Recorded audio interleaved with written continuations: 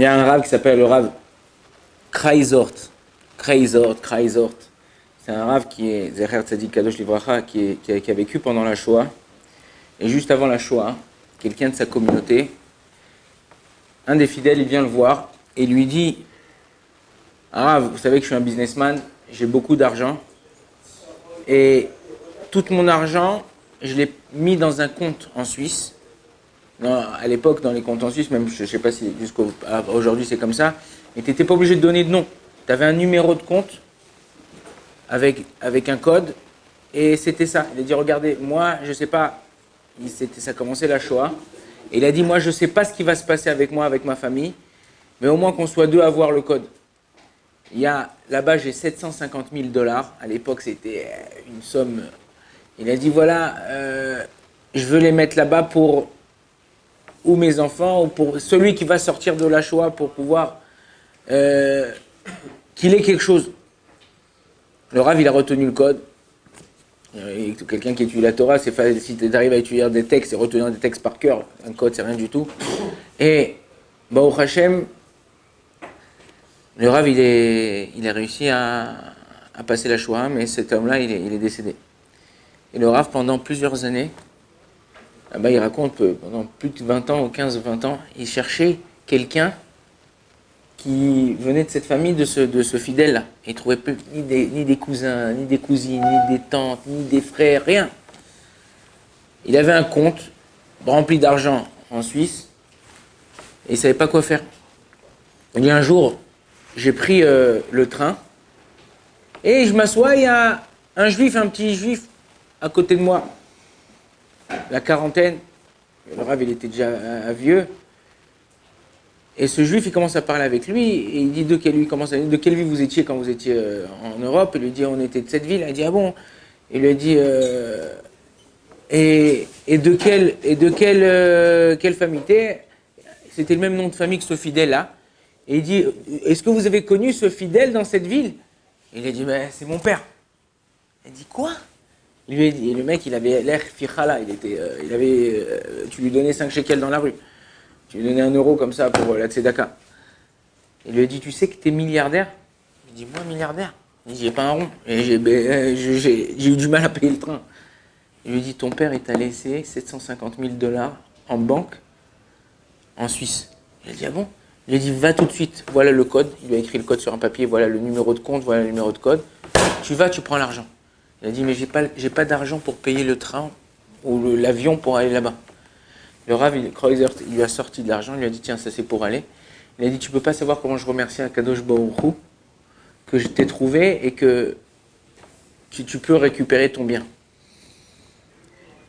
Et il a dit Rav Kreuzert, il a dit: qu'est-ce qu'on apprend? Qu'est-ce que j'ai appris de cette histoire qui m'est arrivée, enfin qui est arrivée, qui s'est passée? Il a dit: en vérité, chacun des juifs, chacun d'entre nous, on est milliardaire.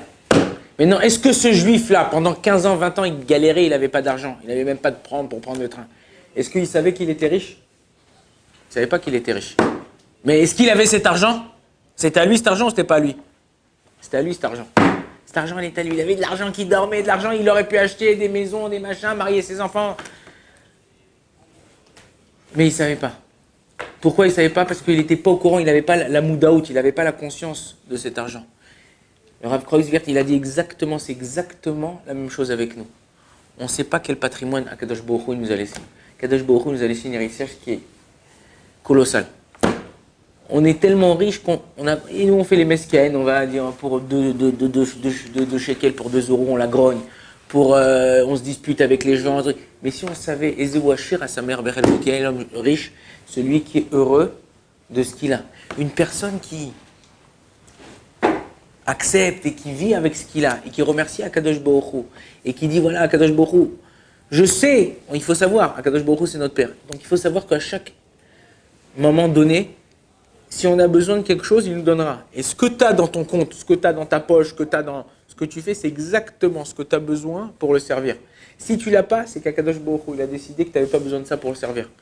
Donc à nous de savoir que quand j'ai des choses, j'ai certaines...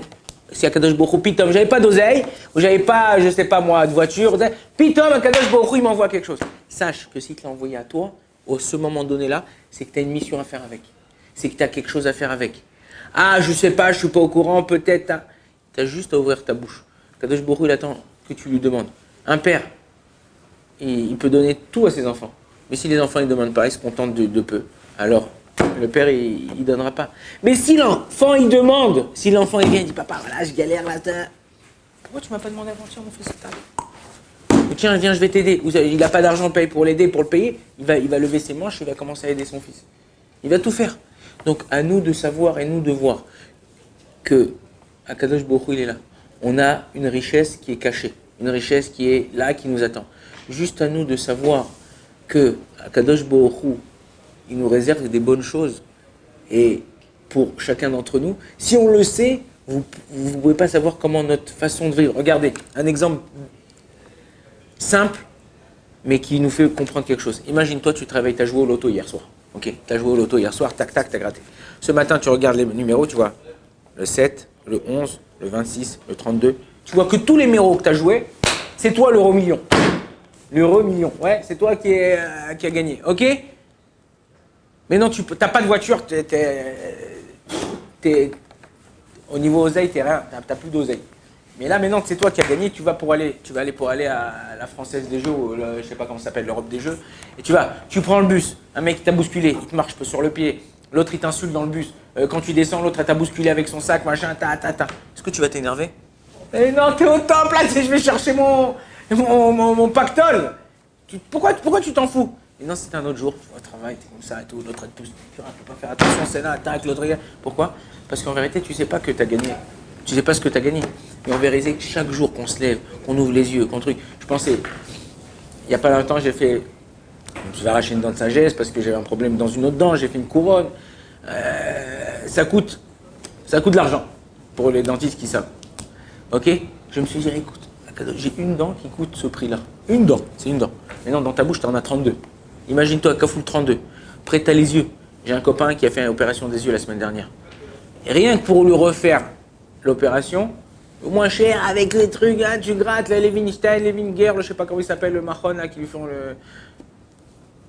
6 000 shekels. Imagine, 6 000 shekels, tu fais l'opération des yeux, c'est juste pour faire une opération, ils t'ont pas changé l'œil, ils t'ont pas rien fait, machin de ça. C'est juste, imagine-toi combien Kadosh Baruch Hu, j'ai des doigts, j'arrive à les bouger, j'ai mes yeux, j'arrive à voir. Hier, j'étais dans une salle pour voir pour un mariage, le propriétaire de la salle, il a tout à manger, un bureau en or, un truc, machin. Il avait la main paralysée, à chaque fois qu'il voulait prendre un truc, c'était bon, Hachem, j'ai une main, elle bouge, j'ai les yeux, il regarde, je peux me lever, je peux marcher, je peux faire. Juste pour ça, on doit remercier Hachem.